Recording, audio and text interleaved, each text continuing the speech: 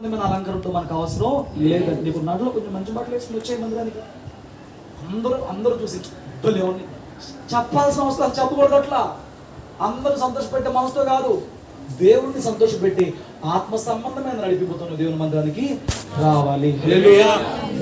చూడండి, ఆ మాట చెప్పిన తర్వాత మోషే ఏం చేస్తున్నాడు?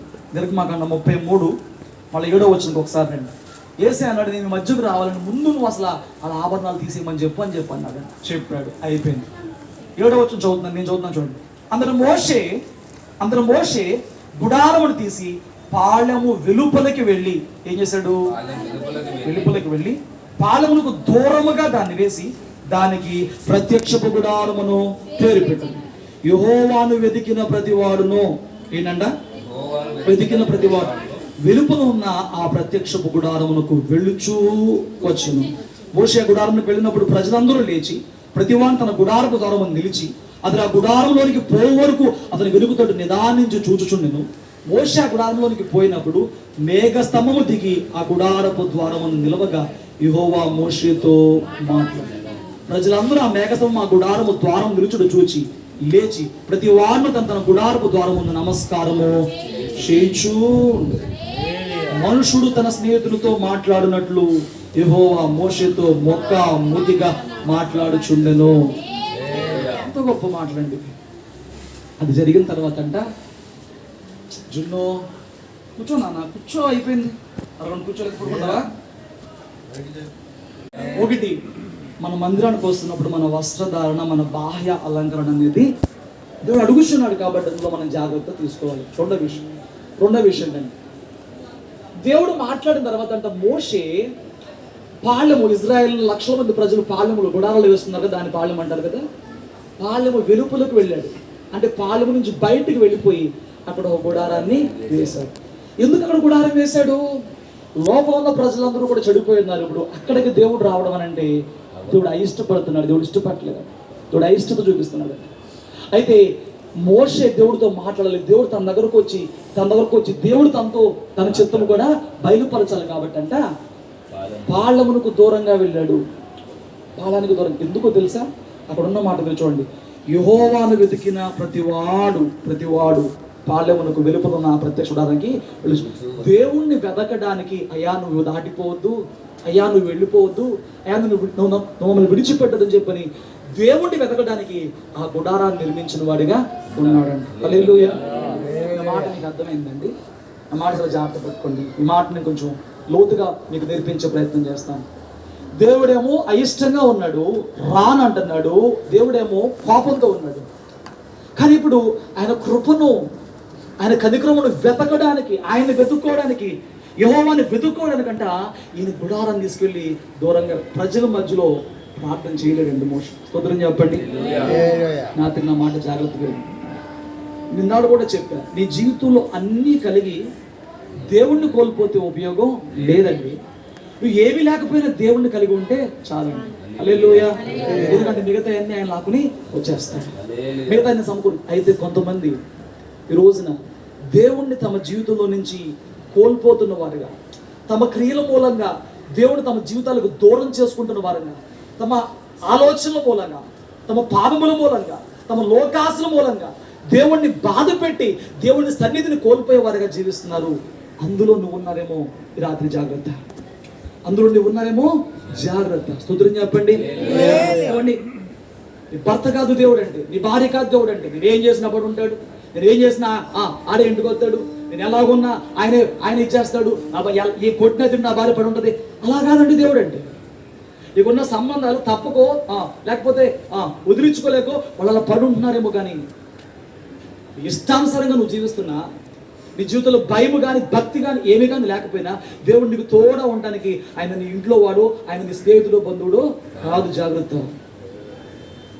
ఆయన వారి కోసం అన్ని లక్షల మంది కోసం ఆయన ఎన్నో అద్భుతాలు చేసి ఐగుప్తులో 10 సూచకార్యాలు గొప్ప కార్యములు చేసి వారిని అందరినీ బయటికి తెచ్చాడండి.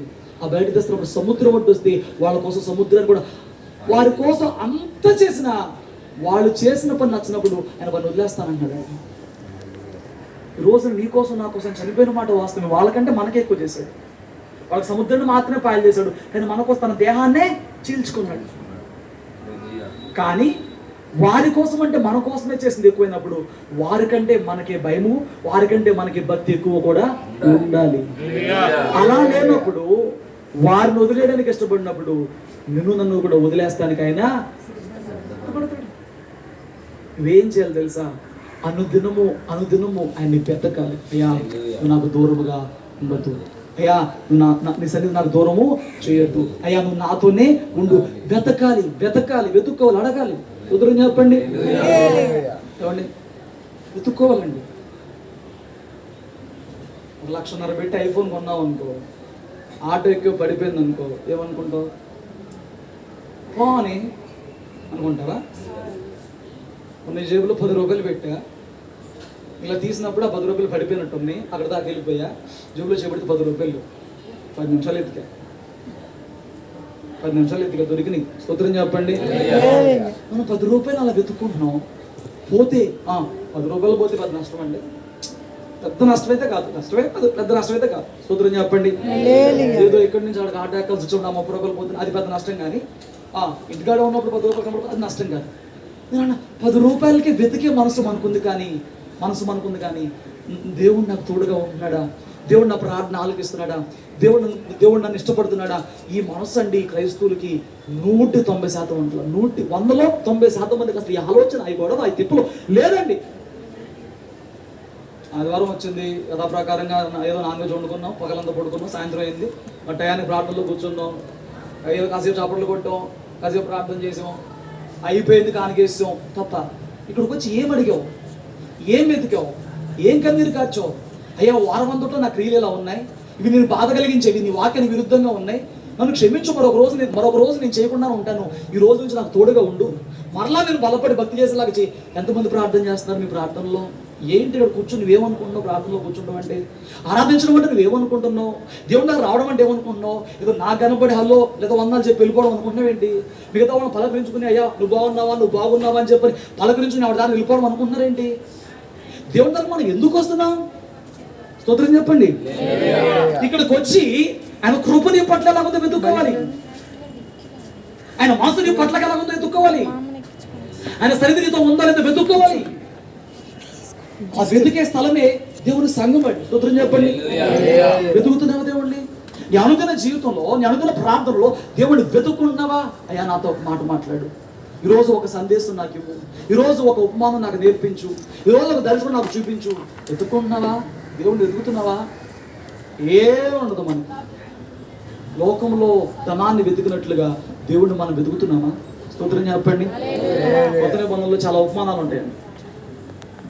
ఆ పొలంలో ఎప్పుడు ధనం దాచాడంట, మర్చిపోయాడంట, ఆ దాచబడిన ధనం వెతుకుతాడంట. దాచబడిన ధనమును వెతికినట్లుగా పరలోకాన్ని వెతుకు అని చెప్పిన కొత్త నిబంధనలో చెప్తున్నారండి. అలా దాచబడిన ధనాన్ని అంట, ఇంత బంగారం నిండు కొండ ఉందండి, 10 సెంట్లు పొలంలో దాచిపెట్టామండి, కానీ ఆ పెట్టుకుని గుర్తుపోయింది, ఇవేం చేస్తావు? పానీ అంటావా? అవసరమైతే ఇంట్లో 10 మందిని తీసుకెళ్ళిపోయి 2 రోజుల పనులన్నా మానిపించేసి అది ఉందో పోయిందో ఎవరన్నా కొట్టేశారని చెప్పని మొత్తం తొలిగేస్తాం. దాచిపెట్టి వచ్చిందా? స్తోత్రం చెప్తాం. మొత్తం తొలిగేస్తాం. ఎదుగుతాం కదా, ఎదుగుతావా లేదా? నేను అంటున్నాను, నువ్వు దేవుణ్ణి ఎట్లా ఎదుగుతున్నావు? ప్రార్థనలో ఏదో బలవంతాన భారంతో, ఆవలింతలతో, ఏమండి శ్రమతో ఆ కొద్దిపాటి ప్రార్థన చేస్తే అది వెతకడమా? ఏకేపిస్తానికే భారం నీకు, కళ్ళు మూసుకోవడానికే భారం నీకు, ఆరాధన నోరు తెరుస్తానికే భారం నీకు. నువ్వు దేవుణ్ణి ఏం వెతుకుతున్నావు? ఎందుకు వెతకాలి అంటే ఆయన లేకపోతే మన జీవితాలు గడ్డైపోతాయండి, ఆయన లేకపోతే మన జీవితాలు దారుణం అయిపోతాయండి. కొందరు చెప్పండి. పోయిన వారం కూడా చెప్పా, సంసోను దేవుడు తనకు తోడుగా ఉన్నంత వరకు, సంసోను అనే పేరు వింటేనే గుండెల్లో దడబుట్టేది ఒక్కొక్కటి. ఆ పేరు వింటేనే, మరి ఆ పేరులో ఏముంది? ఆ పేరులో కాదు, సంసోనికి దేవుడు తోడుగా ఉన్నాడు. ఆ పేరు వింటే శత్రువులండి కొన్ని సంవత్సరాల పాటు వీడిని ఎలా మనం కంట్రోల్ చేయగలమని చెప్పని బెదిరిపోయి నిద్రలేని రాత్రులు గడిపారండి తన శత్రువులందరూ కూడా. అలాంటి వాడండి దేవుడితో నాజీరుని ఒక నిబంధనలో ఉన్నాడండి. ఆ నిబంధనని మీరాడండి. తన రక్తంతో తన రక్తం మూలంగా మనం నిబంధన చేయబడ్డామండి దేవుడితో. యేసే అన్నాడు, ఇది నా రక్తం వలన క్రొత్త నిబంధన, ఆయన రక్తంతో మనం నిబంధన చేసుకున్నాడు. మనతో నిబంధన చేసుకున్నాడండి. స్తోత్రం చెప్పండి. రక్తం చేత మనం నిబంధనలోకి వచ్చాం. ఆయన రక్తం మీద ప్రోక్షించుకున్నాడు. నిబంధనను మీరితే ఏ భక్తుని విడిచిపెట్టలా తగిన శిక్ష వాళ్ళు అనుభవించాల్సి వచ్చింది. అప్పటి వరకు సంసోను అంటే భయం అండి. నిబంధన మీరాడు. తను నాజీరు చేయబడిన వాడు. తను ఎప్పుడు వెంట్రుకలు కత్తిరించకూడదు. నాజీరులో అదొక క్రమం అండి. కానీ ఆ స్త్రీకి ఆ మాట చెప్పినప్పుడు, తొడ మీద పెట్టుకుని ఆ గుండు కొట్టేసినప్పుడు, మొత్తం క్షవరం చేసినప్పుడు ఆయన వదిలేసిన సంగతి కూడా అతను తెలియదు. అంత స్థితిలో, అంత మొత్తులు, అంత లోకంలో ఆ దిలీల మాయలో పడిపోయాడండి. నువ్వే మాయలో ఉన్నావు? డబ్బా, లోకమా, ఆనందమా, తిండా, నేత్రాశ, ఏ మాయలో ఉన్నావు? ఆ మాయలో నువ్వు సమయమే తెలియకుండా మైమరిచిపోతున్నావు. దేవునితో ఉన్నాడా వదిలేశాడా? ఫోన్ తీస్తే సమయం తెలియదు నీకు నాకు, బయటికి వెళ్తే సమయం తెలియదు నీకు నాకు, డబ్బు అంటే ఆశ నీకు నాకు. మరి దేవుడు అంటే వీటన్నిటిలో నువ్వు ఆనందిస్తున్నావే, దేవుడు ఆనందించలేకపోతున్నావే, మరి దేవుడు నీకు తోడుగా ఉంటాడా? ఉండడండి. వదిలేశారంట దేవుడు సంసోన్ని.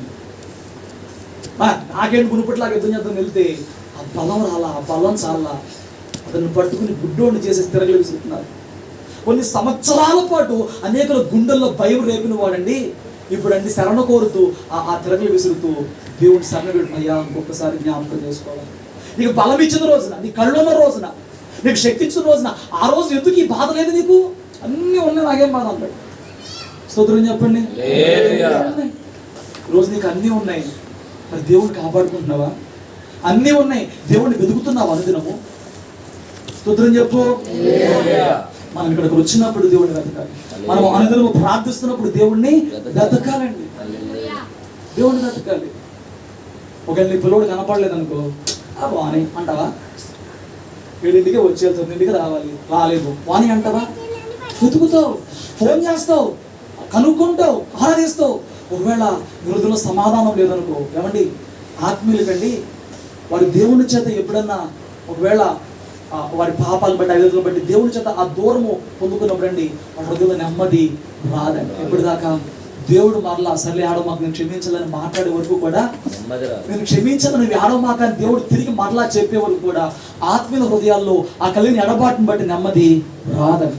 నీ బిడ్డ కనబడకపోతే ఎంత వేదన పడతావో, నీ భర్త 2 రోజులు కనుక ఫోన్ స్విచ్ ఆఫ్లో కనబడకపోతే ఎంత ఏడుస్తావో, నువ్వు అంతకన్నా ఎక్కువే దేవుని దగ్గర నుంచి జవాబు సమాధానం లేకపోతే ఆడవలసిన బిడ్డగా ఉన్నావు. ఈ తేలికైన విషయాలైతే, తేలికైన మాటలైతే కావండి. చెప్తారా? ఒక మాట సంఖ్యాకాండం 14 చదవండి.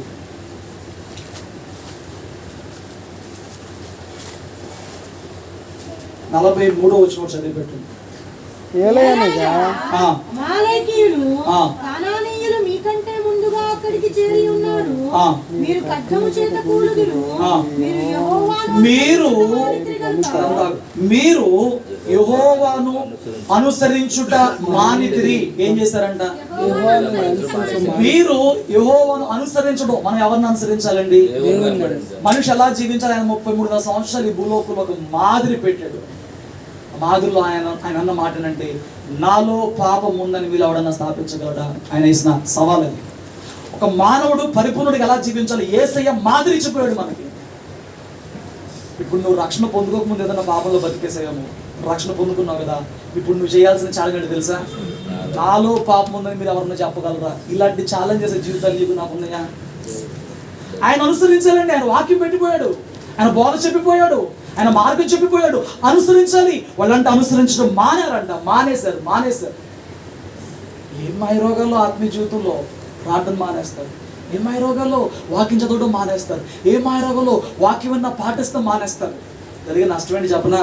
అక్కడ చదువు. మానితిరి కనుక యెహోవా మీకు తోడై ఉండడని చెప్పాను. భక్తి చేస్తాం మానేస్తే దేవుడు నీకు తోడై ఉండడం మానేస్తాడు. ఓకే, ఊరకెందుకు ఉండాలండి నీతో? ఆయన బాబా బామర్దా, ఆయన ఊరకే తోడుగా ఉండటానికి నువ్వు చేయాల్సింది ఏంటి? ఆయన అనుసరించాలి. అని వాళ్ళంట లోబడవలసిన ప్రజలుగా ఉన్నారంట, అనుసరించిన వారికి ఉన్నారంట, తిరుగుబాటు చేసే వారికి ఉన్నారంట. నువ్వు ఎలా ఉన్నావు? వాళ్ళు లోబడలా, అనుసరించలా, పైపచ్చి తిరుగుబాటు చేశారు. నీ పిల్లలు ఒక 18 ఏళ్ళు 20 ఏళ్ళు వచ్చి నాకు తిరుగుబాటు నీ మీద చెయ్యొద్దు, నీకు ఎలా ఉంటుంది? ఈ రోజున దేవుడు తన ప్రాణం అంతా అర్పించి ఇదిరా బాబు జీవించే మార్గం నేను పరలోకం తీసుకెళ్తానని చెప్పని నీకున్న బాధలు కష్టాలు తీసి చక్కగా ఈరోజు సంఘంలో నేను పెట్టిన తర్వాత కొన్ని ఈవులు కొన్ని మేలు సమకూర్చిన తర్వాత ఈ రోజు నువ్వు అనుసరించకపోతే నీ బిడ్డలు నీ మీద చేయెత్తి ఎంత కోపం వచ్చిందో బాధ వచ్చిందో ఈ రోజు మనకి ఎంత చేసిన తర్వాత మనం కనుక ఆయన చెప్తారులే అని ఆ సాధారణ హృదయంతో నింపబడి ఉంటే ఆ తిరుగుబాటు హృదయం నీ మీద ఉంటే ఆయనకు అంతే బాధ కలుగుతాయి. నువ్వు సంతోషిస్తావా నీ బిడ్డలు పెట్టినప్పుడు? బయటికి చెప్పుకున్నా నా బిడ్డలు బాగానే ఉన్నారంటే హృదయంలో మాత్రం అది నలిగిపోతూనే ఉంటాయి. నీ మాట ఎన్నో నువ్వేం చేస్తా చేసుకో, నేను చెప్పింది ఎన్నో నువ్వు చెప్పింది పాటించను, నా మతం నాదే, నా నిర్ణయం నాదే, ఏం చేసుకుంటా చేసుకో. ఇంకా అవసరమైతే బూతులు తిట్టేస్తారు కూడా కొంతమంది పిల్లలు, ఇంకా అవసరమైతే చేతులు కొట్టేస్తారు. అలాంటి తల్లిదండ్రులు ఎవరన్నా బిడ్డలు బట్టి సంతోషిస్తారా? అంతే బాధ దేవుడికి వచ్చింది. అప్పుడు ఆయన ఏం చేస్తారు తెలుసా? నువ్వు మన బిడ్డలు వదిలేసుకోలేం కానీ ఆయనకు అంత కర్మేం లేదు, వదిలేస్తాడండి. అది ఇక్కడ జరిగింది కూడా. అక్కడ సంసారం వదిలేశాడు, ఇక్కడ ఇజ్రాయెల్ని వదిలేశాడు. వీళ్ళకి అమాలేకుల మీద చేయం లేదు, అక్కడ వాళ్ళకి ఏమండి అక్కడ ఆయనకి ఫిలిష్తీయుల మీద చేయలేదు. ఆయన వదిలేస్తే అయిపోతాం. ఆ మోషే ఏం చేశాడనంటే ప్రజలతో నాకు ఎందుకని చెప్పని ఆ గుడారం తీసుకెళ్ళండి, వెలుపలేసండి, దేవుణ్ణి వెతకటం, దేవుణ్ణి బతిమలాడటం, దేవుని ప్రార్థించడం మొదలు పెట్టాడు. నా ఇంట్లో ఎవరు ప్రార్థన చేయట్లేదు కదా, నువ్వు చేయి, మిగతా వాళ్ళని అడుగు, రా నాతో పాటు కూర్చో అని చెప్పండి. కుటుంబం అంతా కలిసి దేవుణ్ణి వెతకండి. దేవుడిని కుటుంబాన్ని కట్టడమే కాదు, నీ కుటుంబానికి ఏ గుర్తు లేకుండా చేస్తాడు. ప్రార్థనలు లేవు, భార్యాభర్త కలిసి కూర్చొని ప్రార్థనలు లేవు, కలిసి సినిమా చూడొచ్చు, కలిసి షికారులు చేయొచ్చు, కలిసి షాపింగ్లు చేయొచ్చు, కలిసి కూర్చొని చక్కగా వండుకొని తినవచ్చు, అన్ని బాగున్నాయి. కలిసి ప్రార్థన ఎందుకు చెయ్యు? రాదు. నీకు రాదు, నీ పక్కన వాళ్ళకి వచ్చుగా. అవునయ్యా అంటూ రాదా? అవున నీ భార్య చేస్తుంది, నీ భర్త చేస్తున్నాడు, అవునయ్యా అంటూ రాదా? ఏమండి వెతకాలి మనం దేవుణ్ణి. అయ్యా నువ్వు తొలగిపోయావా, అయ్యా నువ్వు నాతోనే ఉన్నావా, నువ్వు నాతో ఉంటే నన్ను అంగీకరిస్తుంటే మరొకసారి నాతో మాట్లాడు, మరొక మాట నాతో మాట్లాడు, మరొక దర్శనం ఏదో ఒకటి మాట్లాడు, నువ్వు నాతో ఉన్నావని, నన్ను అంగీకరిస్తున్నావని ఏదో ఒక రుజువు పరచు అని చెప్పి బతిమలాడుకోవాలి, వెతుక్కోవాలండి దేవుణ్ణి. ఊరకెందుకు వస్తాడు దేవుణ్ణి అమ్మలా? ఊరకెందుకు తోడే ఉంటాడు? ఊరకెందుకు విచారిస్తాడు నీకు? ఒక సంఘటన మీకు చూపించి నేను ముందుకెళ్ళి ముగిస్తాను చూడండి. ఒకసారి 2వ దినవృత్తాంతాల గ్రంథం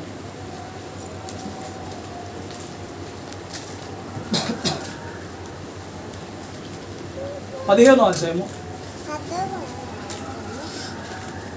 2వ దినవృత్తాంతాల గ్రంథం 15వ అధ్యాయము మొదటి నుంచి కొన్ని మాటలు చదివి. ఆ కాలమున దేవుని ఆత్మ ఓనేదు కుమారుడైన అజర్యా మీదకు రాగా అతడు ఆసాను ఎదుర్కొని పోయి ఇలా ప్రార్థన చేస్తున్నాడు. ఏమని? ఆసా యూదావారలారా, బెన్యామీనీయులారా, మీరందరూ నా మాట వినుడి. మీరు యెహోవా పక్షపు వారైన యెడల మీరు యెహోవా పక్షపు వారైన యెడల ఆయన మీ పక్షము నుండును. స్తోత్రం చెప్పండి. మీరు ఆయన పక్షంగా ఉంటే ఆయన మీ పక్షంగా ఉంటాడు. అనడం లేదా? మీరు ఆయన యొద్ద విచారణ చేసిన యెడల ఆయన మీకు ప్రత్యక్షమగును. మీరు ఆయనను విసర్జించిన యెడల ఆయన మిమ్మల్ని విసర్జించును. స్తోత్రం చెప్పు. 3 మాటలు చెప్పాడండి ప్రవక్త వచ్చి రాజుకి. 1, మీరు ఆయన పక్షపు వారుగా ఉంటే ఆయన మీ పక్షపు వాడుగా ఉంటాడంట. హల్లెలూయా. నువ్వు ఎవరి పక్షంగా ఉన్నావు? నా చేతిలో బైబిల్ కనపట్లేదా, నా ఒంటి మీద తెల్ల బట్టలు కనపట్లేదా అనక నువ్వు ఎవరి మాట వింటే వాళ్ళ పక్షంగా ఉన్నట్లు లెక్క. నీ అనుదిన జీవితంలో నువ్వు ఎవరి మాట వింటే వారి పక్షంగా ఉన్నట్టు లెక్క. స్తోత్రం చెప్పండి. ఆయన నీ పక్షంగా ఉండాలంటే, ఆయన నీకు సపోర్ట్ చేయాలంటే, ఆయన నీకు ఇచ్చిన ప్రతి ఆజ్ఞను కూడా నువ్వు పాటించడానికి ప్రయాసపడే బిడ్డగా ఉండాలి. నువ్వు ఆయన పక్షం వహిస్తానంట, ఆయన ఆటోమేటిక్ గా నీ పక్షం వహించేవాడుగా ఉంటాడండి. హల్లెలూయా. మనుషులు ఈ మధ్య ఓసరవలతో పోలుస్తున్నారండి. ఎందుకు ఓసరవలతో పోలుస్తున్నారు? ఓసర వల్లంట ఆ ప్రాంతానికి తగ్గట్టుగా, ఆ పరిస్థితి తగ్గట్టు రంగు మార్చేస్తాను.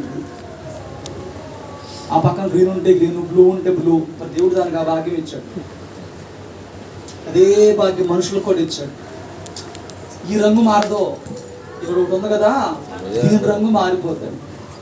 మందిరంలో ఉంటే దేవుని పాటలో, దేవుని మాటలో, ఇంట్లో ఉంటే ఇంట్లో తీరు, ఏమండి బయటకు పోతే బయట తీరు, అన్యులు కలిస్తే పాపం చేసే వాళ్ళు కలిస్తే వాళ్ళకి ఎక్కడికి పోతే అక్కడేగా, ఎక్కడ పోతే ఆ రీతిగా. స్తోత్రం చెప్పండి. నువ్వు ఎక్కడ పోతే అలా ఉంటే నువ్వు దేవుని పక్షం ఉంటావా? నువ్వు ఎవరితో కలిస్తే వాళ్ళ ప్రకారంగానే ఉండంటే నువ్వు దేవుని పక్షంగా ఉంటావా? నువ్వు ఎక్కడున్నా వాళ్ళు ఇవ్వాల్సిన సాక్ష్యం ఇప్పుడు దేవుని బిడ్డ అనే ఒక మాదిరిని వలన లోకస్తులు చూడలేకపోతే దేవుని పక్షాన్ని ఉంటాడా? ఎవరితో కలిస్తే వాళ్ళు తీరే, ఎవరితో ఉంటే వాళ్ళు తీరే. అప్పుడు మందిరానికి వచ్చేది ఎందుకు? ఈ రోజు నువ్వు ఏదైతే ఆదివారం నాడు వాక్యం వింటున్నావో, ఏదైతే ప్రార్థన చేస్తున్నావో, ఈ బలము, ఈ వాక్యము రాబోయే వారమంతా నీ జీవితంలో కనబడాలి. 2 గంటలు ప్రదర్శన చేస్తానికి కాదు నీ భక్తి. దేవుడిని పిలుచుకుంది 2 గంటలు సంఘంలో అందరి ముందు, అందరూ అదే గొడి కిందకు వచ్చారు, అదే జాతోళ్ళు. కాబట్టి ప్రదర్శన చేస్తానికి కాదు, ఆకాశపు నీ మాటల్లో, ఆకాశపు నీ హావభావాల్లో, ఆకాశపు నీ ఆరాధనలో, అన్ని కన్నీరులో నువ్వు భక్తి పడవని ఇక్కడ ప్రదర్శించుకుంటానికి కాదు. ఇక్కడ నువ్వు పొందుకున్న ఆ భక్తిని, భయమును, ఆ సన్నిధిని మిగతా 6 రోజులు కూడా నీ అనుదిన జీవితంలో నువ్వు కొనసాగించడానికి దేవుడు ఈ 2 గంటలు ఇక్కడ నిన్ను గడిపేలాగా చేస్తున్నాడు.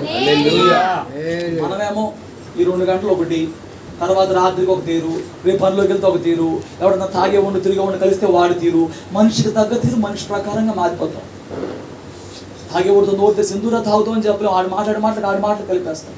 ఎవడన్నా పేగాడు ఉంటే వాడి తీరు వాడికి చెప్పలేం, హిందూర బాబా పిచ్చి పనులు చెప్పలేం, ఒక్క మాట దేవుని మాట పలకలేవు, నువ్వు దేవుని పక్షంగా ఒక పని చేయలేవు. కానీ చివరికి దేవుడు నాకు ఏం చేయట్లా, దేవుడు అసలు నా పక్షాన ఉంటులా. నువ్వు ఆయన పక్షాన ఉంటే ఆయన ఆటోమేటిక్గా నీ పక్షాన ఉంటాడంటే. నువ్వు ఆయన పక్షాన ఉండాలి. ఆ రోజులు నీ జీవితము ఆయన మాటల ప్రకారంగా ఉండాలి.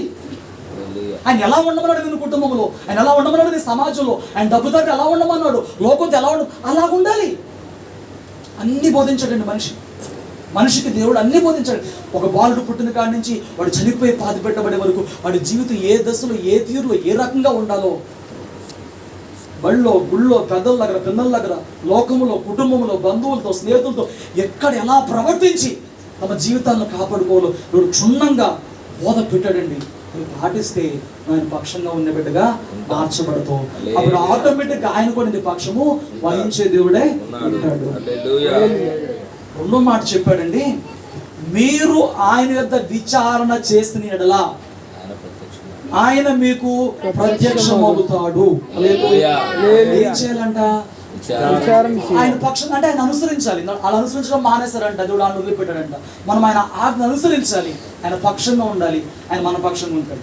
2 విచారణ అంటే ప్రార్థించాలి. ప్రార్థనలు అడగాలి, తోడు నాకు కావాలయ్యా, నీ సన్నిధి నాకు కావాలి, నడిపింపు నాకు కావాలి, నీ ఆత్మ జ్ఞానం నాకు కావాలి, నీ సహాయం నాకు కావాలి, నీ జయించలేని విషయం నా జీవితంలో చాలా ఉన్నాయి అని మన దగ్గర విచారణ చేయాలి. అయ్యా ఈ పరిస్థితి ఎందుకు పెట్టావు, ఈ సమస్య ఎందుకు పెట్టావు, ఈ శోధన ఎందుకు పెట్టావు, విచారించాలి, ప్రార్థించాలి. ఎవరు విచారణ చేస్తారో దేవుడు వారికి ప్రత్యక్షం అవుతాడంట. ప్రత్యక్షం. అసలు ప్రార్థన చేసిన పరిస్థితి మరి మీరు అల్పులు బలహీనులు, మీరు రోజు 2 గంటలు ప్రార్థన చేయాలి, నాకు ఏ బాధ లేదు, నేను బలవంతుడిని, నేను ప్రార్థన చేయకపోయినా బాగానే ఉన్నాను అనుకుంటారు కొంతమంది. ప్రార్థన చేసేవాళ్ళు వాళ్ళకి జాల అనిపించొద్దు, బాధ అనిపించొద్దు, ఏమనిపించద్దు నాకు తెలియదు. కానీ మాట నువ్వు దేవుని దగ్గర విచారణ చేస్తే ఆయన నీకు ప్రత్యక్షం అవుతాడు. ఆయన తను కనపరుచుకుంటాడు. ఆయన మంచితనం ఏంటో, నీ పట్ల ఆయనకున్న ప్రణాళిక ఏంటో, నీ శ్రమంలో ఆయన చేస్తున్న సహాయం ఏంటో, ఆయన తెరవబోతున్న ద్వారం ఏంటో, ఆయన చేయబోతున్న మేలేంటో, నీకు ఇవ్వబోయే ఆ యొక్క ధన్యత ఏంటో ఆయనకు ప్రత్యక్షపరుచుకుంటాడు. ఏదో మాట్లాడుతాడు. విచారణ చేస్తే, మొరపెడితే, ఏడిస్తే ఏదైనా పని అయ్యిద్ది. హల్లెలూయా. ఏదైనా పని అయ్యిద్దండి. కొంతమందికి దేవుని గురించి తెలుసుకోవాలని, దేవుని జ్ఞానం పొందుకోవాలని, దేవుని వాక్యం మర్మాలు తెలియాలని ఒక మనసు ఉంటుంది. కొంతమందికి జీవితం గురించి తెలుసుకోవాలి. ఏ ప్రశ్నకైనా ప్రార్థనలో తప్పక దేవుడు జవాబిచ్చేవాడుగా. ఈ మాటలు వచ్చండి, 3 మాటలు వచ్చి చెప్తున్నాడు. 1, మీరు ఆయన పక్షంగా ఉండండి. 2, మీరు ఆయన వద్ద విచారణ చేయండి, ఆయన మీకు ప్రత్యక్షం అవుతాడు. 3, మీరు ఆయన విసర్జించవద్దు, ఆయన వదిలిపెట్టుకోవద్దు, ఆయన మిమ్మల్ని వదిలేస్తాడు. 3 మాటలు చెప్పాడండి రాజు. ఇప్పుడు ఆ రాజు ఏం చేశాడు మీకు చెప్తాను. 8వ వచనం చదవండి. ప్రవక్త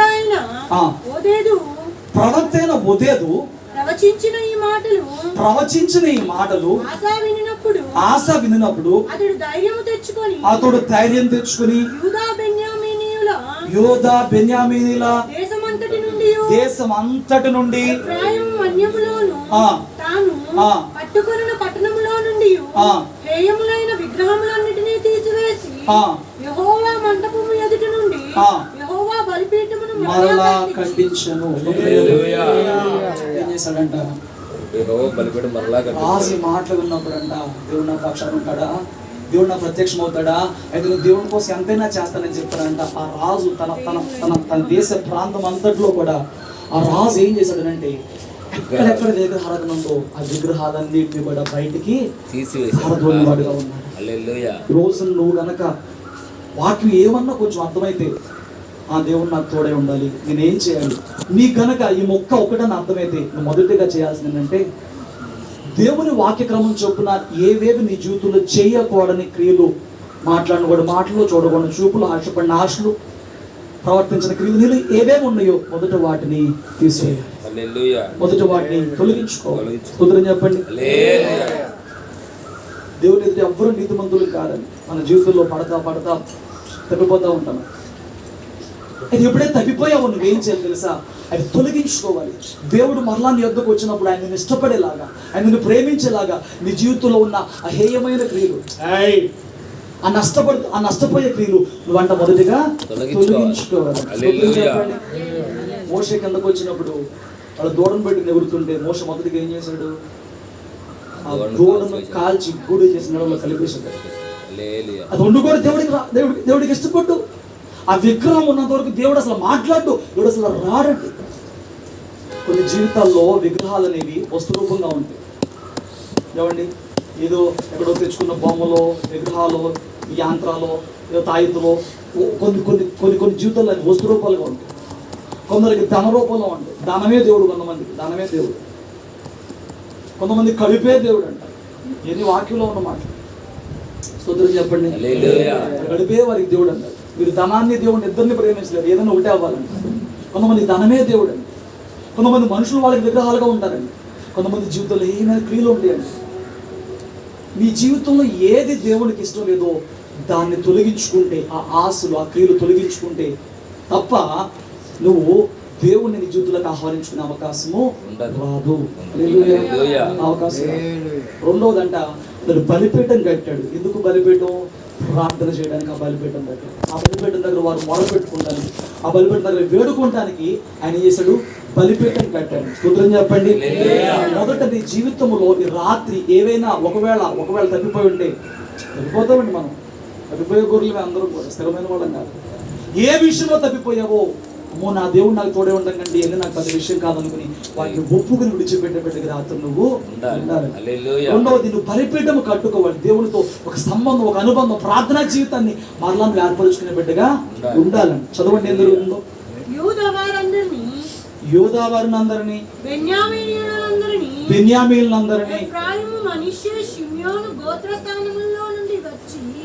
వారి మధ్య నివసించు పరదేశులను సమకూర్చెను.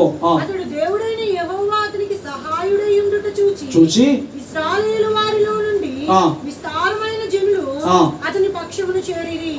ఆసా ఏలుబడి యందు 15 సంవత్సరమున 3వ నెలన వారు యెరూషలేములో కూడి తాము తీసుకుని వచ్చిన కొల్లతమ్ములో నుండి ఆ దినమున 700 ఎద్దులను 7,000 గొర్రెలను యెహోవాకు బలులుగా అర్పించి పూర్ణ హృదయముతోను పూర్ణాత్మతోను తమ పితరుల దేవుడైన యెహోవా యొద్ద విచారణ చేస్తామనియు, పిన్నలే గాని పెద్దలే గాని పురుషులే గాని స్త్రీలే గాని ఇశ్రాయేలు దేవుడైన యెహోవా యొద్ద విచారణ చేయు వారందరికీ మరణము విధించుదుమని నిష్కర్ష చేసుకుంది. స్తోత్రం చెప్పండి.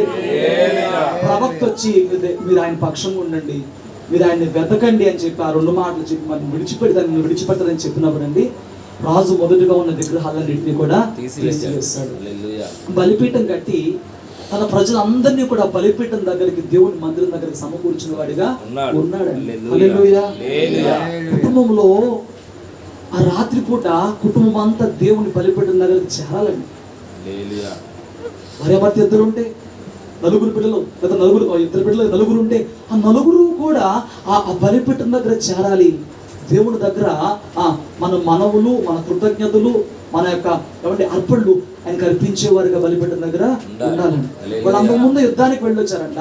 ఆ యుద్ధంలో నుంచి వాళ్ళు తెచ్చుకున్న కొలసంలో నుంచి 7,000 గొర్రెలు, 700 ఎద్దులు దేవుడికి బలియార్పణ చేసి వాళ్ళు ఏమనుకున్నారంటే, మా దేవుడిని యెహోవా యొద్ద మేము విచారణ చేస్తాం, విచారణ చేయని వాడిని మేము చంపేస్తాం అనే తీర్మానం అక్కడ చేసుకుంటున్నారంట. స్తోత్రం చెప్పండి. ఎలా వెతుకుతారంట? పూర్ణ హృదయంతోనూ పూర్ణ ఆత్మతోనూ తమ పితరులు చూడాలి విచారణ చేస్తారంట. స్తోత్రం చెప్పండి.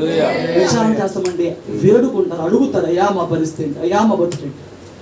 రాత్రి నేను అదే మాట మళ్ళీ తిప్పి చెప్తున్నానండి. దేవుడి దగ్గర నువ్వు ప్రార్థించే జీవితాన్ని, విచారణ చేసే జీవితాన్ని కలిగి ఉండాలి. కానీ రోజున అనేకుల జీవితాల్లో ఉన్న లోటు ఏంటంటే ప్రార్థన లేదు. వాక్యం తెలియని వాళ్ళు కాదు, చాలా మందికి వాక్యం తెలుసు. వాక్యం తెలిసిన ప్రార్థన లేకపోతే నీకున్న వాక్యం ఎందుకు ఉపయోగం చేయదు, ఉపయోగం అవ్వదు. నీకు ప్రార్థన జీవితం, ఆ ప్రార్థనతో విచారణ చేయాలి. ఈ వాక్యంలో ఇలా అన్నావు కదా నాయన, అది నా పట్ల నెరవేరుస్తావా? ఈ వాక్యంలో ఈ వాగ్దానం చెప్పావు కదా నాయన, అది నా పట్ల నెరవేరుస్తావుగా? ఈ వాక్య ప్రకారం ఇలా అయితే అన్నావు కదా నాయన, అడ్డుడు తప్పిస్తావా అని నువ్వు దేవుని దగ్గర విచారణ చేసే బిడ్డగా అనుదినము కూడా గడపాలండి. హల్లెలూయా. దేవుడు నేను రాను పోండి అని చెప్పినప్పుడు అండి, మోషే చేసిన పని అక్కడి నుంచి టెంట్ పీకేసేసి అందరిని పక్కకు పెట్టేసేసి పాలను వెలుపులు వేసి అక్కడ వెతుకుతున్నాడంట, దేవుణ్ణి వెతుకుతున్నాడంట. హల్లెలూయా. దేవుణ్ణి వెతుకుతున్నాడంట. నువ్వు దేవుణ్ణి వెతుకుతున్నావా? నువ్వు వెతికితే ఆయన నీకు ప్రత్యక్షమయ్యే దేవుడే, రాత్రే నీతో మాట్లాడే దేవుడే. హల్లెలూయా. కానీ విచారం ఏంటంటే మొక్కుబడి అయిపోయింది. భక్తి అంతా మొక్కుబడి అయిపోయింది. పూర్ణ హృదయం, పూర్ణ ఆత్మ లేదండి. ఎలా వస్తున్నారు మందిరాలకి? వారం అంతా లోపల గడుపుతున్నారు. చదివేవాడికి చదువు బాధ, ఏమండి పని చేసేవాడికి పని బాధ, జాబ్ చేసేవాడికి జాబ్ బాధ, పెద్దవాళ్ళకి బిడ్డల గురించి ఏదో ఒక బాధ. వారం అంతా బాధ ఉంది. ఉన్నప్పుడు దేవుని మందిరానికి వచ్చినప్పుడు నువ్వేం చేయాలి? చెప్పాలి. ఆయన అన్నాడు, మీ చింత యావత్తు నా మీద వేయండి. మీరు ఎప్పుడు చింతించడం వలన తమ ఎత్తును 3 కూడా ఎక్కువ చేసుకోలేదు. ప్రయాసపడి భారం వస్తున్నావా? రా, నేను నీకు విశ్రాంతి ఇస్తాను. అనుదినము నీ భారం నేను మోస్తాను, నా మొత్తం మోపుకో అని చెప్పలేదా? మరి ఈ రోజున భక్తుల జీవితాలు ఎలా ఉంటుందంటే, వారం అంతా మోసిన భారాన్ని ఇక్కడికి వచ్చి మొదటి ప్రార్థన నుంచి చివరి ప్రార్థన వరకు ఆ బాధలోనే ఉంటాడండి మనిషి. నీ పేరు డబ్బులు కట్టాలి, ఎట్లాగా? ఆ ఇల్లు ఆ పని ఉందిగా, ఆ తర్వాత ఆ ఊరు వెళ్ళాలిగా, తర్వాత ఆ పని చేయాలిగా. ఇక్కడికి వచ్చి ఏం చేస్తున్నావు? దేవుడి సన్నిధికి, దేవుడి మందిరానికి, సంఘానికి వచ్చి నువ్వేం చేస్తున్నావు? నువ్వేం చేయాలి? ఆయన వెతకాలి, ఆయన ఆహ్వానించాలి, ఆయన వేడుకోవాలి. స్తుతుల సింహాసనం వేసి, అయ్యా స్తుతుల సింహాసనం మీద ఉంటానన్నావుగా, నా స్తుతి అర్పణ నీకే అని చెప్పి సింహాసనం వేసి ఆయన ఆహ్వానించుకోవాలి, ఆయన వెతుక్కోవాలి. నేను చింతన ఉంటే ఆయన మీద మోపుకోవాలి మొత్తం. మనం పాట పడతామే, గుర్తుందా? రాజాని భవనములో రేయి పగలు వేచియుందును, యేసు రాజాని భవనములో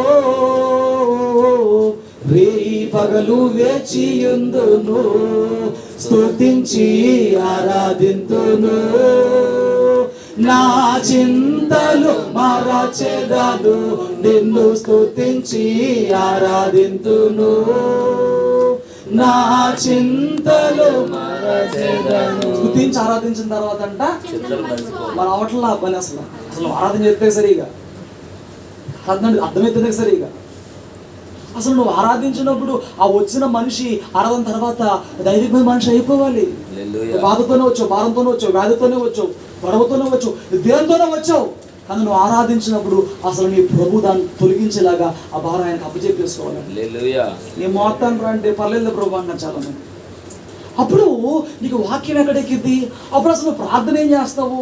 నీ భారం దేవుడి మీద మోపుకోలేకపోతుంటే మందిరానికి వచ్చే పేరుకి నీ పూర్ణహృదయంతో నీ భారం అంతా దాని మీద మోపుకుని ఆయన ఇచ్చే సమాధానం పొందుకుని ఇక్కడి నుంచి వెళ్ళలేకపోతుంటే, ఎక్కడే నువ్వు దేవుడిని వెతుక్కోలేకపోతుంటే, అనుదినము నువ్వు దేవుడిని వెతుకుతావా? ఇక్కడ వచ్చే నువ్వు అందరితో కలిసే దేవుడు వెతుక్కోలేకపోతున్నావు, దేవుడు జవాబు పొందుకోలేకపోతున్నావు. అనుదినము ప్రార్థన చేసిన జవాబులు పొందుకుంటున్నావా? ప్రార్థనలో మోకరిస్తే నా మనవి దేవుడు విన్నాడు, నా మనవి గురించి ఆయన చూసుకోబోతున్నాడు, ఇక నాకు టెన్షన్ లేదనే మనసుతోనే లేగాలండి. హల్లెలూయా. ఏడుతో కూర్చుని మళ్ళీ భయంతో లేగాల్సిన కర్మ మనకు లేదండి. హల్లెలూయా. నిజముగా మొరపెట్టారు సమీపంగా ఉండే దేవుడే. నిజంగా ప్రార్థనలో కూర్చున్నావంటే నువ్వు తిరిగి లేస్తున్నప్పుడు ఇక నువ్వు ఆ చింత మరిచిపోయి నా దేవుడు ఆయన చూసుకుంటాడు, ఆ ధైర్యంతో లేకపోతే నీ ప్రార్థనే కాదండి. నువ్వు మందిరంకి వచ్చినప్పుడు భారంతో వస్తే తిరిగి వెళుతున్నప్పుడు ఆ సంతోషంతో ఆ వచ్చిన మాత్రం మరిచిపోయి ధైర్యంతో వెళ్ళకపోతున్నట్లయితే కనుక నువ్వు మందిరానికి ఏదో నటన భక్తో ఏదో మొక్కుబడి భక్తి చేస్తానికి వచ్చావు తప్ప నీ భక్తి నిజమైన భక్తి కాదండి. వచ్చింది ఎందుకు? దీని గురించి ఆలోచించుకుంటే 2 గంటలు కూర్చొని గడిపేసి వెళ్ళిపోవడానిక? ఆరాధించి మన చింతలు అంట మనం మర్చిపోవాలి. హల్లెలూయా. హల్లెలూయా. అప్పుడు ఆయన ప్రత్యక్షంగా మాట్లాడే దేవుడే. హల్లెలూయా. చూడండి ఏం జరుగుతుందో. 14వ వచనం. వారు ఎలుగెత్తి బొబ్బలిడుచు మేళములతోను బూరల నాదములతోను స్తోత్రం చెప్పండి. చక్కటి ఆరాధనతో దేవుడికి ప్రమాణం వాళ్ళు చేశారండి. ఎలుగెత్తి బొబ్బలిడుచు. మంది మందిరానికి వస్తారండి, ఆ నోట్లో మాట ఇప్పుడు వచ్చుదాన్ని కూడా పక్కన పాడుతూ ఉంటారు, నోట్లోంచి మాట. స్తోత్రం చెప్పండి. ప్రార్థన చేస్తూ ఉంటారు. అవునయ్యా, అసలు ఆ మొక్క కూడా రాదు కొంతమంది. వీళ్ళు ఎలా చేస్తారంట ప్రార్థన? ఎలుగెత్తి బొబ్బలిడుచు మేళములు బోరల నాదముతో వేరే ధ్వనులతో యెహోవా సన్నిధిన ప్రమాణము చేసిరి. ఇలాగూ ప్రమాణము చేయబడిగా యూదా వారందరూ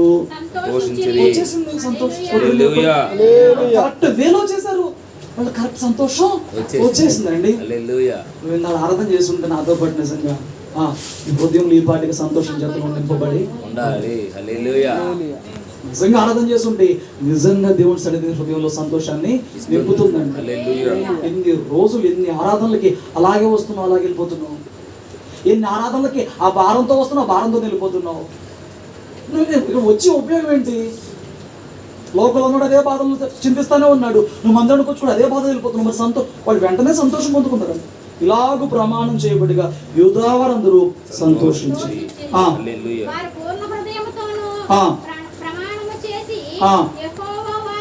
వారు పూర్ణ హృదయముతో ప్రమాణం చేసి పూర్ణ మనసుతో ఆయన వెదికియుండిరి గనుక యెహోవా వారికి ప్రత్యక్షమై. స్తోత్రం చెప్పు. ప్రవక్త వచ్చి ఏం చెప్పి వెళ్ళాడు? ప్రవక్త వచ్చి ఏం చెప్పి వెళ్ళాడు? వాళ్ళకి రెండు మాటలు చెప్పాడు. ప్రవక్త వచ్చి ఏం చెప్పాడు? హృదయంతో ప్రమాణం. ఆయన విపక్షం. రెండో మాట ఏంటి? స్తోత్రం చెప్పు. ఇప్పుడు రాజు అది చేశాడా? ఆయన ప్రత్యక్షం అయ్యాడా? అది చెప్తాను. ప్రవక్త చెప్పి వెళ్ళిపోయాడు. రాజు బలిపీఠం ఏర్పాటు చేసి ప్రజలందరూ సమకూర్చాడు. సమకూర్చక మునుపు ఇవన్నీ తీయాల్సిన చేతంతా తీసేశాడు దేశంలో నుంచి. తీసేసిన తర్వాత వాళ్ళందరూ కూడా వాళ్ళు ఏక స్వరంతో ఏక తీర్మానాలతో ఏక ఆరాధనతో వాళ్ళందరూ దేవుని దగ్గర అంటే ఆయన్ని వెతికారు. ఆయన్ని పూర్ణ మనసుతో ప్రమాణాలు తీర్మానాలు చేశారు. ఆయన్ని వెతికారు. అక్కడ ఏం జరిగింది? పూర్ణ మనసుతో ఆయన వెతికి ఉండిని కనుక యెహోవా ప్రత్యక్షమయ్యాడు. చుట్టూ ఉన్న దేశస్తులతో యుద్ధము లేకుండా వారికి నెమ్మది కలగజేశాడు. హల్లెలూయా. ఎలా వెతికారు? నువ్వు ఎలా వెతుకుతున్నావు? దేవుణ్ణి వెతకాలి. ఇంటెంట్ తీసుకెళ్ళి అక్కడ ఎందుకు వేసాడు తెలుసా? ఎవరు? మోషే. దేవుణ్ణి వెతకాలి. ఈ పాలెంలో ఉన్న వాళ్ళందరూ తప్పు చేశారు. ఈ పాలెం మధ్యలో ఉండేది సరిగ్గా ప్రార్థన కూడా చేయలేదని చెప్పి ఆ పాలెం వెలుపల గుడారం తీసుకెళ్ళి అక్కడ వేసంట. అక్కడ మోషే ఆ గుడారంలో దేవుడిని వెతుకుతుంటే నాకు దేవుడు కావాలనుకున్న వాళ్ళంట ఒకళ్ళ తర్వాత ఒకళ్ళు ఆ గుడారానికి వెళ్ళి వాళ్ళు చేయగలంత ప్రార్థన చేస్తూ బయటకు వస్తున్న వారుగా ఉన్నారంట. మాటలు అర్థమవుతున్నాయి. రాత్రి ఒకవేళ తప్పు చేశావేమో ఈ రాత్రి దేవుడిని అడుగు, వెతుకు. అయ్యా నాతో మరొక్కసారి మాట్లాడు, నన్నైతే వదిలిపెట్టకు. సంసోను వదిలిపెడితే ఏమైంది? ఇజ్రాయెల్ వదిలిపెడితే ఏమైంది? సౌలును వదిలిపెడితే ఏమైంది? వాళ్ళ జీవితాలు ఏమైపోయినాయి? నన్ను వదిలిపెడితే నా జీవితం అంతది ప్రభా, నా బ్రతికేమైపోతుంది ప్రభా అని నువ్వు అడగాలి, వెతకాలి, బతులాడుకోవాలి. ఇప్పుడు ఆయన వెతుక్కుంటానికి, ఆయన బతులాడుకుంటానికి మోషే ఆ టెంట్ తీసుకెళ్ళి అక్కడ వేసుకుని అక్కడ ప్రార్థన చేస్తున్న వాడిగా ఉన్నాడండి. దేవుడు దీన్ని విడిచిపెట్టి వెళ్ళిపోకున్నట్లు, దేవుడు నిత్యము నీకు తోడే నడిపించినట్లు, నీకు ఆలోచన చెప్పి నీ జ్ఞానం ఇచ్చి నిన్ను ముందుకు తీసుకెళ్ళినట్లుగా నీ జీవితంలో ప్రత్యక్ష గుడారపు అనుభవం అంటే దేవునితో అనుదినము సహవాసం చేసే అనుభవం నీకుందా? అలాంటి అనుభవం ఉన్నప్పుడు దేవుడిని వదిలేసి వెళ్ళిపోలేడండి. హల్లెలూయా. ఎవరైతే తమ జీవితంలో అయ్యాను నన్ను ఈ రోజు వదిలిపెట్టద్దు, ఈ దినమంతా నాకు నా కుటుంబానికి నిజంగా అనుదినం ఎవరైతే కన్నీరు కారుస్తున్నారో, మొక్కుబడి ప్రార్థన కాదండి, వీళ్ళు ఎట్లా చేసాలంటే ప్రార్థన గురించి చెప్తున్నా. నీళ్లు కుమ్మరించినట్లే ఉదయాన్ని ఎవరైతే తమ హృదయాలు కుమ్మరించి, ప్రభువా ఈ రోజు నీ కాదు నా కుటుంబం అంతా కావాలి, నాకు నీ తోడు నాకు కావాలని చెప్పని ఎవరు నిజంగా ప్రార్థిస్తున్నారో, ఆ దినమంతా మళ్ళా ఆ రాత్రి ప్రార్థనలో కూర్చున్న వరకు దేవుడు నీకు తోడుగా వచ్చేవాడే. మాట నీకు అర్థమవుతుందా? హల్లెలూయా. ఇంకొక ఆశ్చర్యకరమైన విషయం నేను చెప్తాను చూడండి. 33వ అధ్యాయం మళ్ళా రండి, నిర్గమకాండం 11వ వచనం. నిర్గమకాండం 33:11. మనుష్యుడు తన స్నేహితుడితో మాట్లాడినట్లు యెహోవా మోషేతో ముఖాముఖిగా మాట్లాడుచుండెను. ఎలా మాట్లాడుతానంట దేవుడు? ఆ అనుభవం పొందుకున్నావా? నువ్వు ప్రార్థన చేసి దేవుని మాట పొందుకున్న అనుభవం నీకుందా? ఆ అనుభవం నీకు రావాలండి. ఆ మాట నీకు అర్థమైందా?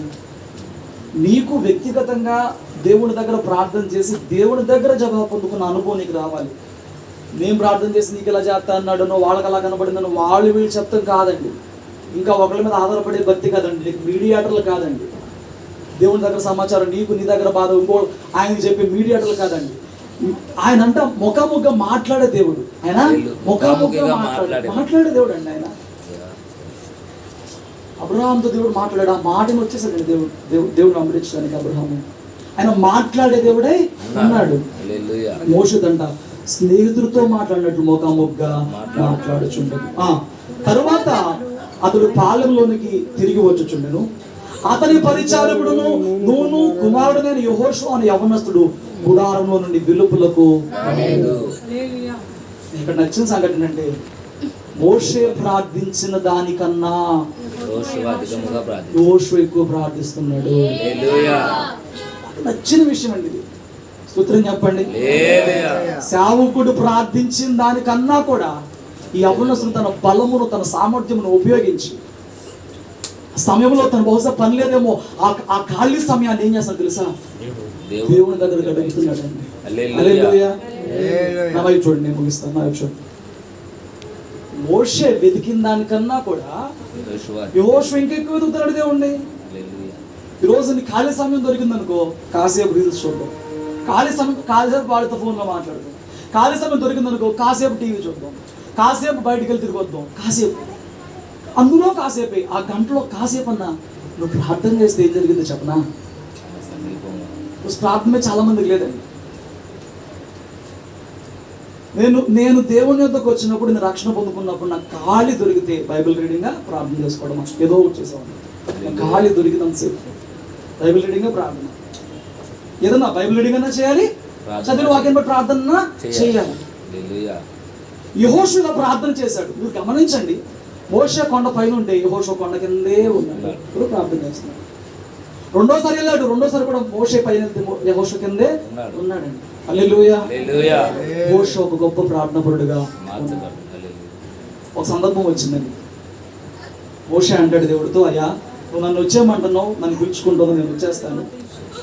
కానీ మరి ప్రజలు ఇలా ఒంటరిగా ఉండకూడదు, కాపర్ లేని గొర్రెలు అయిపోకూడదు, మరి వీళ్ళకి ఒక కాపర్ నువ్వు నియమించాలి కదా. ఎవరిని నియమిస్తావంటే యెహోషువ అన్నాడుగా. యెహోషువ ఆత్మను పొందుకున్నవాడుగా. అతడు ఆత్మను పొందుకున్నాడు. ఇలా సేవకుడు ప్రార్థించిన దానికన్నా కూడా తన యవ్వన బలాన్ని దేవునికి అర్పించి అధికముగా ప్రార్థన చేసి, ఏమండి ఈ యెహోషువ దేవుణ్ణి వెతికిన వాడుగా ఉండి రాగల రోజుల్లో దేవుని చేత ఎన్నుకోబడిన వాడిగా మార్చబడ్డాడు. గొప్ప సంఘటన ఈ విషయం. మోషే ప్రార్థన చేసి తిరిగి వచ్చారంట, కానీ ఎవరు ఇంకా ప్రార్థన నుంచి బయట రావట్లేదు. దేవుని వెతుకుతారు. నీ ప్రార్థన జీవితం ఎంత అధికంగా ఉంటే దేవుడిని నువ్వు వాడుకోవడం అంత అధికంగా నీ పట్ల ఉంటుందండి. నువ్వు ఇతరులతో పోల్చుకుని నువ్వు గంట చేస్తావా, ఇంకొక గంట సరిపెట్టుకోక నీకు సమయం దేవుడు ఇచ్చిన కొలది నువ్వు ఎంత ఎక్కువ ప్రార్థన చేస్తే దేవుని ఆశీర్వాదాన్ని పట్ల దేవుని ప్రత్యక్షత నీ పట్ల అంత అధికంగా నువ్వు పొందుకునే బిడ్డగా మార్చబడతావండి. డెడ్ లైన్ పెట్టుకుని కంటే చేయాలని డెడ్ లైన్ పెట్టుకుని కాదు, సమయం దొరికిన కొలది నువ్వు ప్రార్థన చేసే బిడ్డగా ఉండాలి. హల్లెలూయా, హల్లెలూయా. చూడండి, మోషే దేవుణ్ణి వెతకడం మొదలుపెట్టాడు. అక్కడ ఆసా అనే రాజు దగ్గర ఓదేద్ అనే ప్రవక్త చెప్పినప్పుడు రాజు వెతికితే ప్రత్యక్షం అయ్యాడా అవలేదా? ప్రజలందరూ వెతికినప్పుడు ప్రత్యక్షం అయ్యాడా అవలేదా? అయ్యాడు. ఇప్పుడు 12వ వచనం చూడండి. మోషే జరుగుతాను. మోషే యెహోవాతో ఇట్లా, చూడుము, ఈ ప్రజలను తోడుకొని పొమ్మని నాతో చెప్పుచున్నావు, కానీ నాతో ఎవరిని పంపేదవో అది నాకు తెలుపలేదు. నేను నీ పేరును బట్టి నేను ఎరిగి ఉన్నాననియు నా కటాక్షని కలిగిననియు చెప్పిదివి కదా, కాబట్టి నీ కటాక్ష నెడల నీ కటాక్ష నెడల కలుగునట్లుగా దయచేసి నీ మార్గము నాకు తెలుపుము, అప్పుడు నేను నిన్ను తెలుసుకున్నాను. చిత్తగించుము, ఈ జనము నీ ప్రజలే కదా నన్ను, అందుకు ఆయన నా సన్నిధి నీకు తోడుగా ఇన్నాడేమన్నాడండి స్టార్టింగ్ లో? రానన్నాడు. అన్నాడా లేదు? రానన్నాడు. మొండికేశాడు. మోషే ఏం చేశాడు? మోషేకి మహోన్నతుడి విద్య తెలిసింది.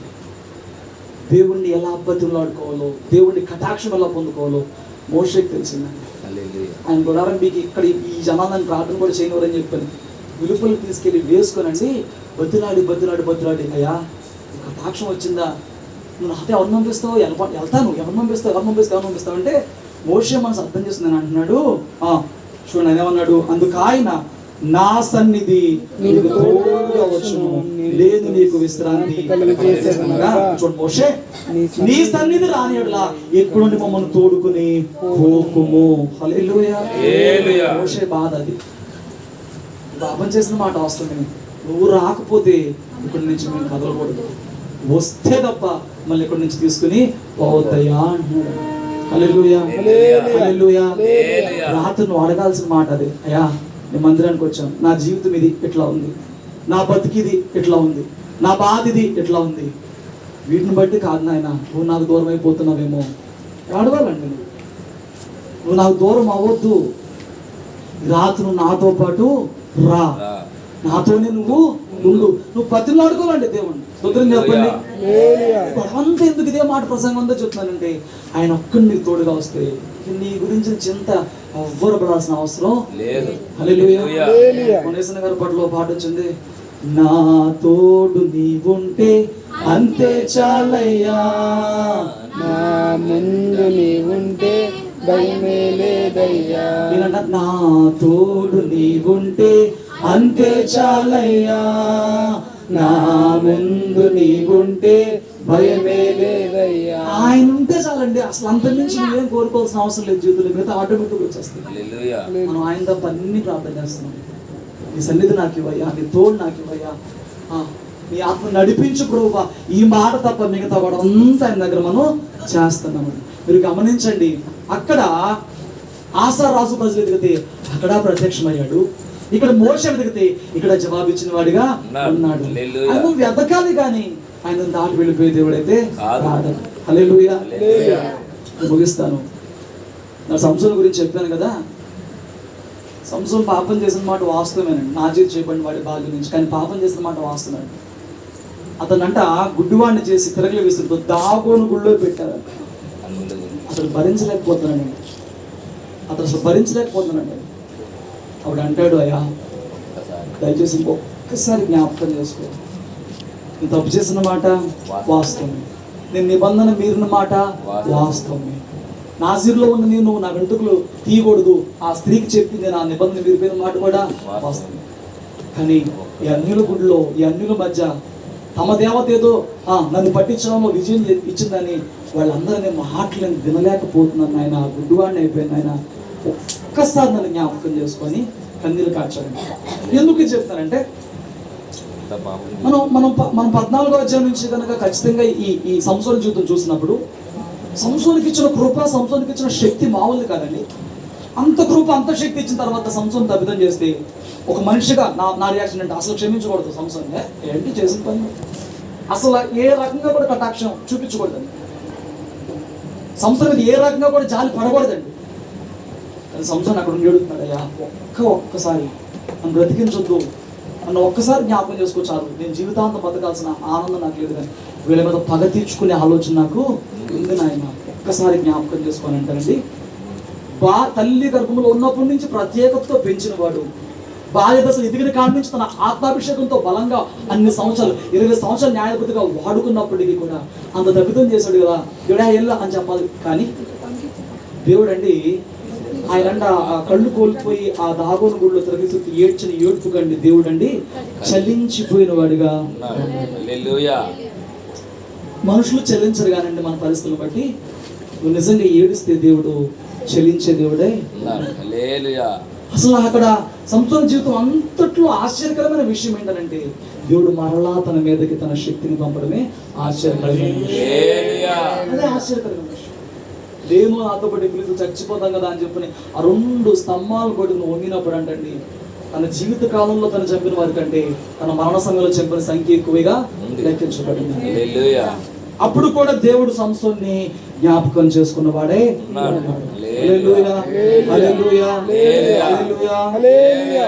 వెతుకు దేవుణ్ణి జీవితంలో సంతోషాన్ని సమాధానం దయచేసేవాడిగా. 105వ కీర్తన ఒకసారి తీయండి, మాట చెప్పి నిలుస్తాను. 3వ వచనం చదువు. ఆయన పరిశుద్ధ నామమును బట్టి అతిశయించండి. యెహోవాను వెదకువారు హృదయమందు సంతోషించుదురుగాక. యెహోవాను వెతికేవాడు డబ్బుని కాదు, లోకాన్ని కాదు, పేరుని కాదు, పలుకుబడిని కాదు, మరిదేనో కాదు, ఎవరిని వెతకాలి రాత్రి నువ్వు నేను? యెహోవాను వెతికేవారంట హృదయంలో సంతోషం. పెదవుల మీద ఏదో మొహమాటం నవ్వులు, తప్పద భారంగా నవ్వే నవ్వులు కాదండి, హృదయంలో సంతోషం పుట్టించే దేవుడు మన దేవుడే. బాగున్నామంటే బాల అని చెప్పలేక బాగానే ఉన్నానండి. దేవుణ్ణి వెతికితేనంట, ఆయన్ని వెతికితేనంట ఆయనంట హృదయంలో నీకు సంతోషం పుట్టించే దేవుడే. హల్లెలూయా. ఆయన మందిరానికి వచ్చినప్పుడు ఆయన్ని వెతకడం నేర్చుకో. 6 దినాలు నీ ఇంటి వారితో కలిసి దేవుణ్ణి వెతుకుతూ ఉండు. వెతికిన వారికైనా దొరికే దేవుడే ఉన్నాడు. వెతికిన వారికైనా ప్రత్యక్షమయ్యే దేవుడే ఉన్నాడు. వెతికిన వారి బాధలను కొట్టివేసే దేవుడే ఉన్నాడు. వెతికిన వారికి సమాధానం ఇచ్చే దేవుడే ఉన్నాడు. వెతికిన వారికి హృదయంలో సంతోషం ఇచ్చే దేవుడే ఉన్నాడు. హల్లెలూయా. ఏం చేయాలండి రాత్రి? ఏం చేయాలండి మనం? ఆయన వెతికితేనంట ఆయన దగ్గర విచారణ ప్రత్యక్షం అవుతాడంట. అంతకన్నా చెప్పుకోవడానికి ఏముండదండి. రాత్రి దేవునితో మాట్లాడి, కుమారుడా నీ ప్రార్థన నేను అంగీకరించాను, నువ్వు భయపడకు, నేను నీకు తోడుగా ఉందని అంటే, ఏమండి విజయవాడలో అందరూ వచ్చి ధైర్యం చెప్పినారు, ఆనంద ధైర్యం చేద్దాం. ఒక 10 లక్షల జనాభా ఉన్నారు దగ్గరగా అటు ఇటుగా. 10 లక్షల మంది దగ్గరకు వచ్చి ధైర్యం ఉంది వాళ్ళు చెప్తున్నారు ఆనంద ధైర్యం, నిరీక్షణ, విశ్వాసం. ఆయన ఒక్క మాట చెప్తే నువ్వు వచ్చేస్తా. వెతుకుతున్నావా? ఇప్పుడు వరకు ఒకవేళ దేవుణ్ణి వెతకకుండా లోకంలో ఏదన్నా వెతుకుతున్నావేమో, అది చూసి రాత్రి ఆయన దూరముగా జరుగుతున్నాడేమో, దూరం అయిపోతున్న స్థితికి నువ్వు చేరుకున్నావేమో. అయితే మోషేలాగా, అయితే ఆసా రాజులాగా, అయితే సంసోనులాగా దేవుణ్ణి తిరిగి మరలా వెతికే ప్రయత్నం నువ్వు చేయాలి. ఏవి తొలగించుకోవాలి నీ జీవితం నుంచి వాటిని తొలగించుకుంటూ ఆయన్ని ప్రార్థనతో కన్నెలతో ఏమండి హృదయంతో వెతికే బిడ్డగా నీవు రాత్రి ఆశపడు. హల్లెలూయా. వెతికినప్పుడు ఆయన నీకు ప్రత్యక్షమయ్యే దేవుడుగా. ఆయన ప్రత్యక్షతలండి చాలా గొప్పవండి. ఆయన మాటలండి, ఆయన ఓదార్పండి, ఆయన క్రియలండి మన పట్ల ఆశ్చర్యకార్యములు అండి. ఇంకేమంటాడు చూడండి, యెహోవాను వెతుకుడి, ఆయన బలమును వెతకండి, ఆయన సన్నిధిలో నిత్యము కూడా వెతకండి. ఆయన బలమును వెతకాలండి. జీవితంలో ఏ విషయంలో బలము లేని బిడ్డగా ఉన్నావు, ఆయన ఇచ్చే బలాన్ని వెతకాలండి. మనుషులు ఇచ్చే బలం కాదు. నువ్వు ఆర్థికంగా బలహీనంగా ఉన్నావా, మనుషులు అడిగితే అప్పేస్తారండి. దేవుణ్ణి శోధిస్తారంటే ఆకాశ వాకిని లేపుతాడంటే. ఇప్పుడు ఏది బలం అనిపించింది మనకి? మనుషులు ఇచ్చినప్పుడు ఎప్పటికైనా అప్పు భారనే, కానీ దేవుడు నీకు ఆకాశ వాకిని పెడితే అది కదా నీకు సంతోషం. బలమును వెతకండి, సన్నిధిని వెతకండి. స్తుతిని చెప్పండి. ఏం వెతుకుతున్నావు? ఉదయం లేచిన కాడి నుంచి లెగుతూ ఫోన్ పట్టుకుని ఎవడ మెసేజ్ పెట్టాడు, ఆ చందమామ మీద ఎవడ ఉన్నాడు మెసేజ్ పెట్టినాడు, వాడు ఎవడన్నా భూమి మీద ఉన్నాడే కదా, ఆడుకోండి ఇలా రాత్రి గురించి అలా లేచినోడే కదా, ఏం చెప్తాడు? మా అయితే గుడ్ మార్నింగ్ అనో ఆ పని చేయమని చెప్తాడు. అది ఉదయాన్నే లేచి దేవుణ్ణి వెతుకు.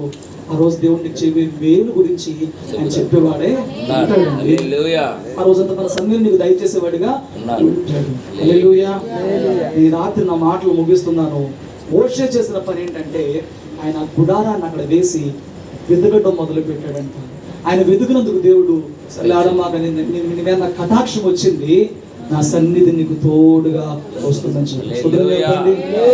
ఈ రాత్రి దేవుణ్ణి వెతికిన ప్రతి ఒక్కరికి ఆయన తన సన్నిధిని తోడుగా దయచేయును గాక. తన బలమును వెతికిన ప్రతి ఒక్కరికి ఆయన దయచేయును గాక. ఆయన తోడు వెతికిన ప్రతి ఒక్కరికి ఆయన దయచేయును గాక. ఆయన ఆత్మను వెతికిన ప్రతి ఒక్కరికి ఆయన దయచేయును గాక. ఆయన ఆలోచన వెతికిన ప్రతి ఒక్కరికి ఆయన దయచేయును గాక. ఆయన